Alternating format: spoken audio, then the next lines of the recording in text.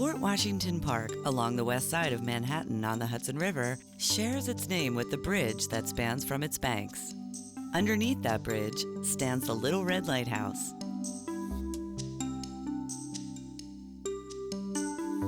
The lighthouse is looked after by the Historic House Trust, and the Urban Park Rangers can take you inside.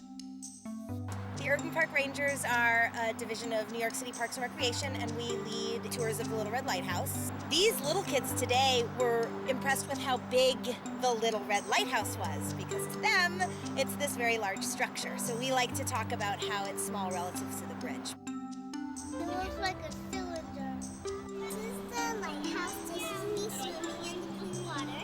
And this is the rocks. This is the flower, the little lighthouse, and rocks in the river. Do you see what I have? This is the key to the Little Red Lighthouse.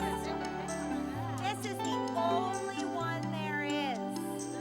We actually went in the lighthouse for the first time. I've never climbed the stairs of a lighthouse and actually was up there looking out.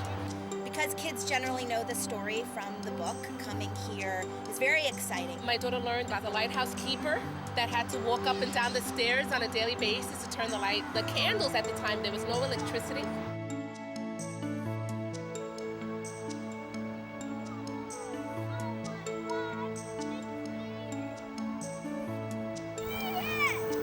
I see a boat. You see a boat? Yeah, I see two. Oh yeah, all the way out there. My husband's grandfather was the lighthouse keeper here.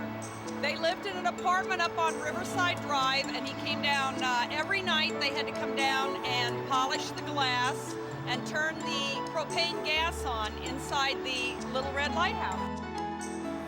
There's a book called The Little Red Lighthouse and the Great Gray Bridge, and it's the story of the lighthouse becoming obsolete. It looks the same way like in the book.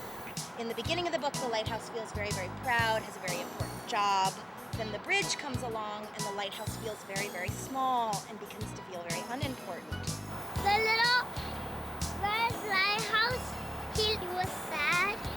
If you look at this picture, you can tell why they call it the Little Red Lighthouse.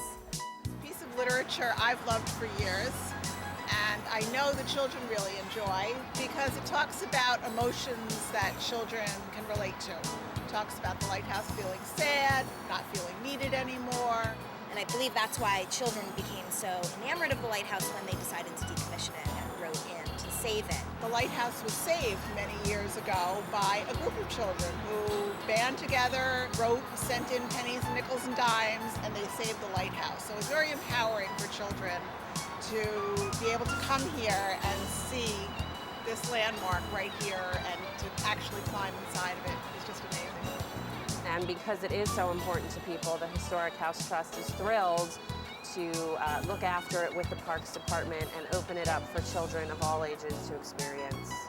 The Little Red Lighthouse is no longer an operational lighthouse. It was at one point important to the ships that were coming up and down the Hudson River, pointing out where the rocks were. It's no longer that kind of beacon for the ships on the river, but it certainly is a beacon for this park. The park gets a lot of attention. The neighborhood is very attached to this park. The city is very attached to this park.